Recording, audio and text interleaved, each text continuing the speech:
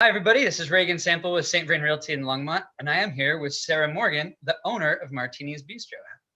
How are you doing, Sarah? Doing great. How are you? Doing pretty well, thanks. Hey, well, thanks for taking the time out to talk to us. I just wanted to, talk to you about Martini's and have you tell us about it. I know you're a staple downtown, and everyone loves Martini's, and I just wanted to ask you a little bit about your background and how you got into the restaurant business. My husband and I were originally from Florida, and we moved out here in 2011 so I could finish my degree at CSU for equine science and pre-vet, nothing in hospitality or restaurant management, and managing a restaurant while finishing my degree. And then I decided not to go on to vet school. And I was working at a restaurant that I really loved. I was pregnant with my first child at that point. And I realized that the restaurant industry really gave me the life that I was wanting. It gave me that perfect work-life balance. I had enough time to go ride my horses or play with my babies during the day. And then I'd go in at night, make the money I needed to.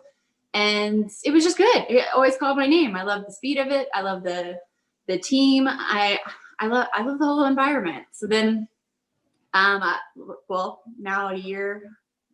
a little over a year ago, I had just thrown out to my husband, like, I don't know, maybe it's time to buy. I was working for another owner who I wasn't crazy about. It wasn't a good fit professionally.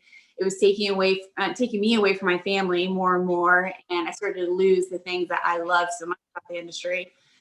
And so I had this epiphany one night to my husband, like, if I think so many people are doing it wrong, maybe it's time for me to do it right. What if I bought a restaurant? That's great. That's awesome. Yeah, he's like, I'm actually on board with it. And so, just this whole cascade kind of happened. And Mark and Carmen Sample, who own Martini's Bistro, I had worked for them and had left on really good terms with them. They're phenomenal people. And they came back and they had sent me a Christmas card, and I had just thanked them for the card and wished them luck in the next year. And they're like, so funny. We were just talking about you. We're considering selling. We want to know if you want to buy. And I just mentioned that 3 days earlier to my husband. I was like, I'll do it. Let's do it. Let's figure it out. Everything just lined up. Yeah, very much so. What would you say makes Martini's different than other places here in town? It's your vision, it's yours now. What is it that you think makes it stand out? It's the energy, it's the vibe. I fell in love with Martini's back in 2012. I was a patron. I would go with my parents. They live in Boulder and we lived in Fort Collins at the time. So it's a really good in between. Yeah, and we loved to go there. The vibe was always so fun. It was energetic. It was lively. It was very familiar, even though it wasn't. It was great. I loved it. And I think that's been something that's been really important to me about keeping with Martini's. I felt that vibe and that heartbeat started kind of slow for a minute. And then once I took ownership, and it was like, come on, we got to get this back. And I have an incredible staff they're extremely professional. They're very caring. They're very charismatic. And they just connect with our guests so well. And I love that. I hear our regulars coming back and stories picking back up from where they left the last time with their surfer. And it's good. So I think it's the vibe. I think it's the overall energy and the environment of the restaurant. At Thanksgiving, you closed down through December and over some of the holidays.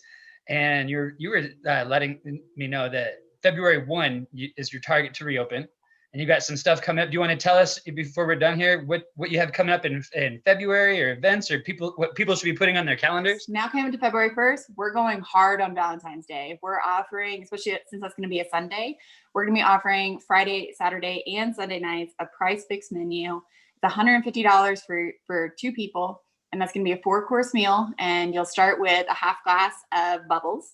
And then you'll go into a choice for the table for an appetizer. And then you'll move on to a super salad selection, an entree selection, then dessert selection.